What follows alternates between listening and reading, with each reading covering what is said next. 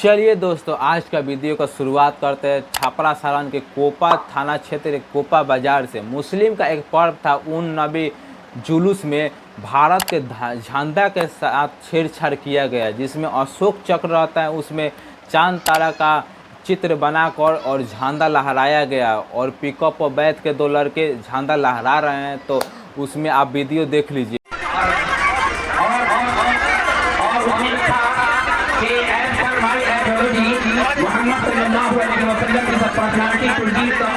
तो इसमें दो लोगों की गिरफ्तारी हो गई है और अपना छपरा सारण के एसपी साहब आशीष सर क्या बोले आप लोग सुनिए। कोपा थाना क्षेत्र में आज सुबह मिलादुन्नबी के जुलूस में ये बात आई कि तिरंगे झंडे के स्वरूप के साथ छेड़छाड़ की गई है और उसको जुलूस में घुमाया जा रहा है। इस संदर्भ में फोटो और वीडियो प्राप्त करके शिनाख्त की गई और इसमें पाया गया कि तिरंगे झंडे में अशोक चक्र की जगह पर उसमें चांद तारे का निशान प्रयोग कर करके लहराया जा रहा था, जिस पर तत्काल कार्रवाई करते हुए दो युवकों को जो झंडा लहरा रहे थे उनको गिरफ्तार कर लिया गया है। पिकअप वाहन को जब्त कर लिया गया है और जो कथित रूप से झंडे का बिगड़ा हुआ स्वरूप है उसको भी जब्त कर लिया गया है। इसमें शामिल एक और अन्य व्यक्ति की बात आ रही है जिसने उन दोनों को झंडा दिया था, उसकी तलाश जारी है और हम लोग उस पर भी जल्दी से जल्द कार्रवाई कर लेंगे। क्या कारण क्या था इस तरह का झंडा लहराने का? बात सामने आई है क्या? दोनों युवकों से अब तक पूछताछ में बात यही सामने आई है कि किसी तीसरे युवक ने उन्हें दिया था। जब तक उसकी गिरफ्तारी नहीं हो जाती उनकी मंशा सामने नहीं आ रही है, बट फिर भी राष्ट्रीय प्रतीकों के साथ छेड़छाड़ करना संगीन अपराध है, जिसपे हम लोग कठोरतम धाराओं में एफआईआर करके कार्रवाई करें। जुलूस का लाइसेंस सब लिया गया था, इसकी वहां पे पता किया जा रहा है कौन कौन से जुलूस में लाइसेंस में शामिल थे, उन लोगों पर भी कार्रवाई हुई। उनके रहते किस तरह ये घटना किस तरह हुई है उन लोगों पर भी कार्रवाई की जाएगी। किस तरह की धाराओं में मामला पंजीकृत किया गया? देखिए, अभी तक तो बीएनएस में 153 धारा है जो कि राष्ट्रीय प्रतीकों के साथ जो है इसमें छेड़छाड़ की बात आई है, और झंडा अधिनियम जो 1971 और 2002 का है जिसमें पनिशेबल ऑफेंस सेक्शन 2 के अंतर्गत 3 साल की कड़ी सजा का उसमें प्रावधान है। तो इन सब धाराओं को चिन्हित किया गया है, इस पर कार्रवाई की जाएगी। तो सच में यार ये सब क्या कर रहे हो यार? अपना भारत का शान है, अपना भारत का जान है झंडा अपना। जय हिंद जय भारत, इससे आप लोग छेड़छाड़ कर रहे हो तो आप लोग कमेंट कर दीजिए जय हिंद जय भारत। तो चलिए दोस्तों, अगला अपडेट बढ़ते हैं। बिहार के लिए बहुत ही अच्छी खबर है। भागलपुर में 20 एकड़ जमीन में राष्ट्रीय स्तर पर स्टेडियम बनने जा रहा है, जिसमें कुल खेल होगा 15 खेल होगा इसमें। तो आप लोग कमेंट करके बताइए कि जब इसमें खेल होगा तो आप लोग जाएंगे या नहीं जाएंगे। तो चलिए दोस्तों, अगला अपडेट बढ़ते हैं। माही मनीषा डांसर के बारे में।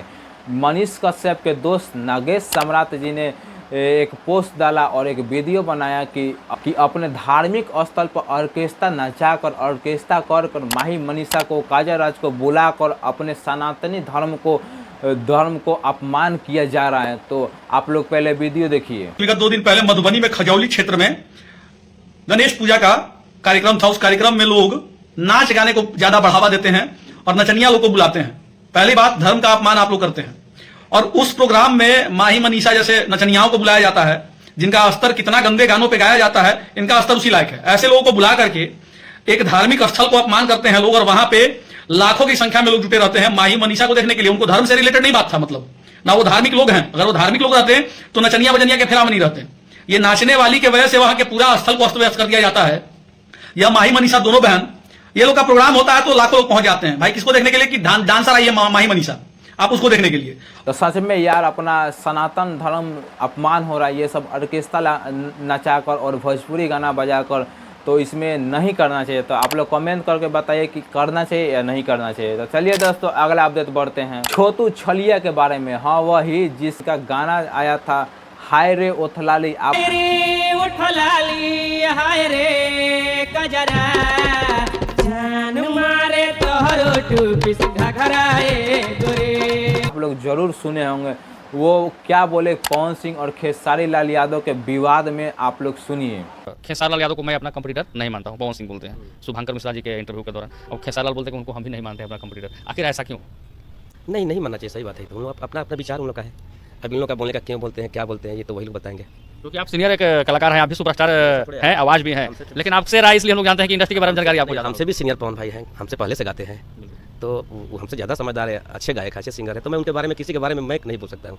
दोस्तों, आप लोग कमेंट करके बताइएगा कि छोटू छलिया का हाय रे ओथलाली आप लोग गाना सुने हैं या नहीं सुने हैं। तो चलिए दोस्तों, अगला अपडेट बढ़ते हैं प्रशांत किशोर जी के बारे में। हाँ, वही जॉन सूरज वाले। वो बोले कि अगर मेरा सरकार बनता है इस बार तो हम शराबबंदी ख़त्म कर देंगे, दारू शराब चालू कर देंगे। तो आप लोग सुनिए क्या बोले।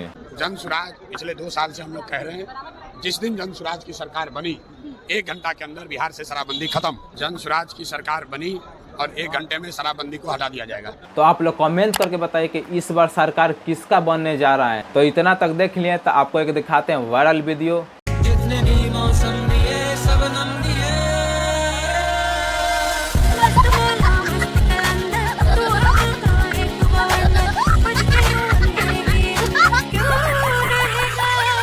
तो चलिए इतना तक देख लिए तो हमारे चैनल को सब्सक्राइब कर दीजिए भोजपुरिया बॉय को, और फेसबुक पर देख रहे हैं तो फेसबुक पेज को फॉलो कर लीजिए।